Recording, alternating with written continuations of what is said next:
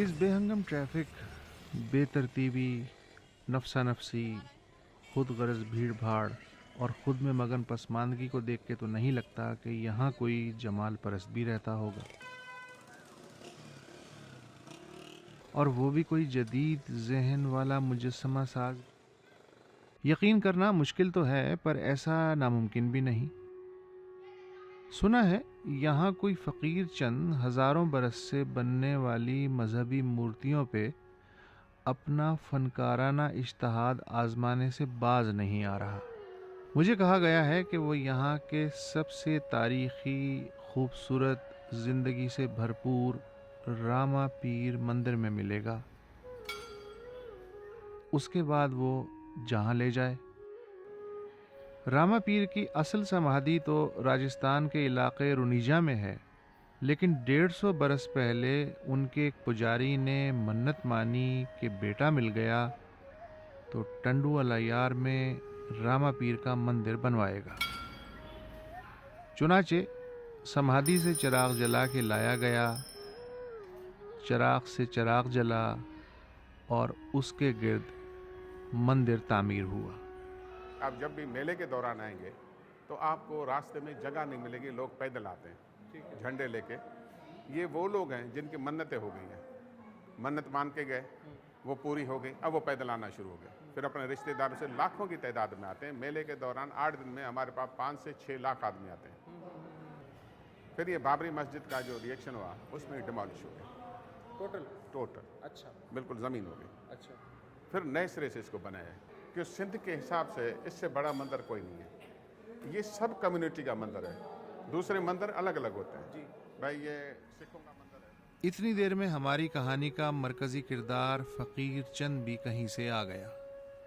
हनुमान का ये बुत फ़कीर चंद का बनाया हुआ पहला मुजस्समा है, बिल्कुल क्लासिकी रंग में।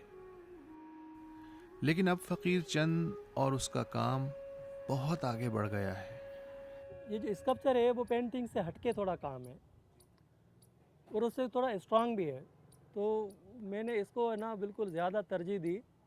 और इस हवाले से भी मुझे वो काफ़ी कुछ मौके मिल गए कि ताकि वो मंदिरों का काम है, गिरजे का काम है और भी कल्चर के हवाले से काम है, फिर वो मिलता चला गया, तो मेरी भी स्टडी होती गई। और फिर मुझे अच्छा महसूस हुआ कि वो ये काम कुछ काफ़ी मजबूत है और ये 3D काम है और हर तरफ से बंदा इसको देख सकता है। तो पेंटिंग के हवाले से और ड्राइंग के हवाले से उससे बढ़ के मुझे ये काम लगा और मैंने इसको दिल से किया। जो इंडियन वर्क था तो उसमें ये होता था कि बिल्कुल गोल गोल एक स्कल्पचर होते थे, एक अपनी एक रिदम होती थी इंडियन वर्क की। तो मैंने यूरोपियन काम जब देखा नेट पे, बुक्स पे, तो मुझे लगा कि बिल्कुल रियल बॉडी है, एक रियल बॉडी की तरह लगा। ताकि वो मैंने सोचा कि बिल्कुल वो जो काम है वो एक यूरोपियन लिया जाए बॉडी के हवाले से, और दूसरा जो वर्क है वो जो एक बात है वो इंडियन होनी चाहिए। उससे पहले यहाँ पे पाकिस्तान में या इर्द गिर्द मेरे एरिए में यहाँ पे नहीं हुआ था। अपने अलावा भी कोई मुजस्समा साज आपको पसंद आता है कि जिसे आप बहुत एडमायर करते हो कि यार क्या काम किया है इसने? मुझे कुछ पुराने जो जैसे काम करने वाले थे, बर्ननी है, जैसे रोडियन है और माइकल एंजेलो है, उनका काम मुझे काफ़ी एक रियलिस्टिक के हवाले से अच्छा लगा और उनसे मैंने काफ़ी कुछ सीखा। उनसे बुक्स के हवाले से, बुक वाले टीचर मेरे वही हैं। अच्छा, फ़कीर चंद अब एक बहुत बड़ा आदमी तकरीबन बन गया है और जो कसर है अगले चंद सालों में पूरी भी हो जाएगी। तो ये टंडू अलायार में अब क्यों पड़ा हुआ है? जाके रहे वहाँ कराची में या लाहौर में? हाँ, ये आपने काफ़ी ज़बरदस्त एक बात पूछी। मुझे एक सुकून वाली जगह चाहिए थी और सिर्फ मैं सिर्फ स्टडी कर सकूं, सिर्फ काम कर सकूं, तो उस हवाले से ये सही है, बेहतर है। आपका काम कहाँ कहाँ देखा जा सकता है? स्टेचू के हवाले से जैसे मंदिर है और चर्च है, तो ओवरऑल पूरे पाकिस्तान के अंदर है। फ़कीर चंद मुझे गलियों गलियों रुखसत करता बहुत आगे तक आ गया है। मैं बातें उससे कर रहा हूँ लेकिन ध्यान कहीं और है। तरक्की, कैरियर और जीने का क्या मतलब है?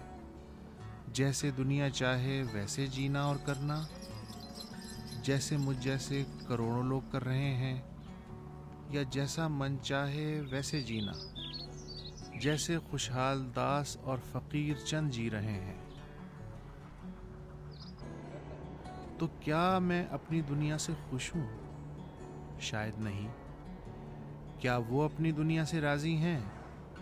शायद हाँ, क्योंकि वो अपनी दुनिया खुद तराश रहे हैं। जी चाहे तो हथौड़े छेनी से, जी चाहे तो ब्रश से, और मुझ जैसों को दुनिया तराशती है।